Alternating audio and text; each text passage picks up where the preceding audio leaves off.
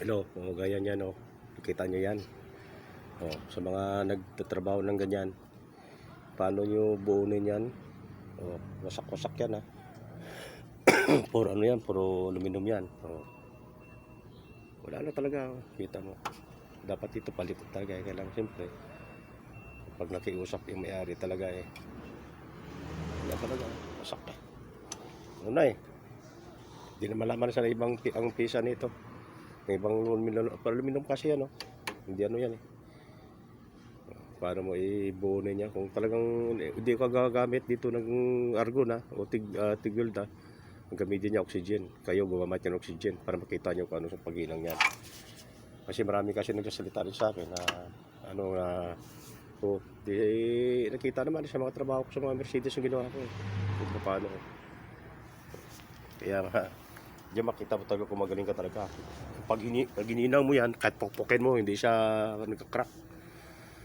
Yan ang dapat yan. Hindi yung hinang-hinang lang sabing gano'n na butaw-butaw na hinang.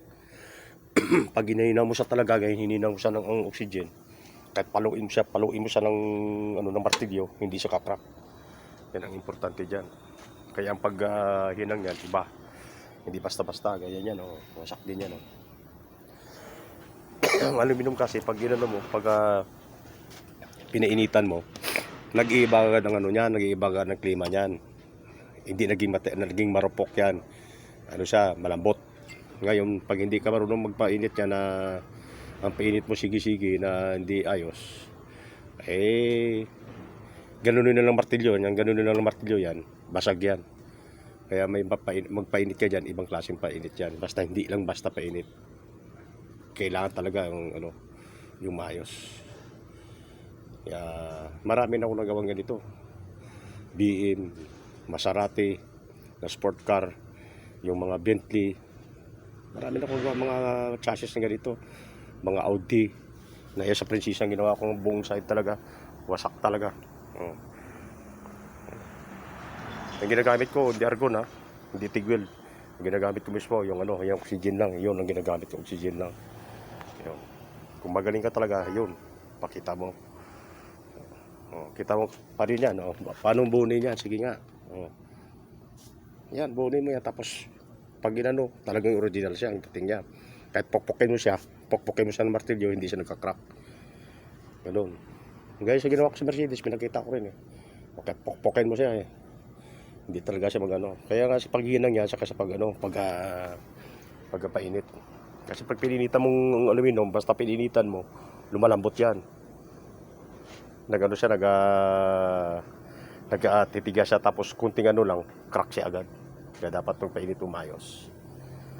Ayan. Oh, puro aluminum yan. Puro yan. Sige na babay ng mga kalodi. Yan ang yan. Kaya basta lang, trabaho talaga. Kaya nga sila, mga kakilala ko, pumunta dito sa akin. Kasi marami na ako nagawa eh. Probe naman eh. Kaya sabi nga ni Parikoy, wala na ipakita no. Bakit ano ba? Yung, sige lang. Ganun lang talaga. O di, para makita nila kung Kasi minsan meron nagsasalita din, sige. Di, pagkatapos nito, isa-isahin ko to. Pagkita ko siya kung paano gawin ito. Yan, pagkita ko rin kung ano pagbuo niyan. Diba? Kasi pag nabuo yan, kita nyo. Kahit pukpukin ko, pakita ko pagpukpuk na nagkakarsa ko, hindi. Ganun. Okay?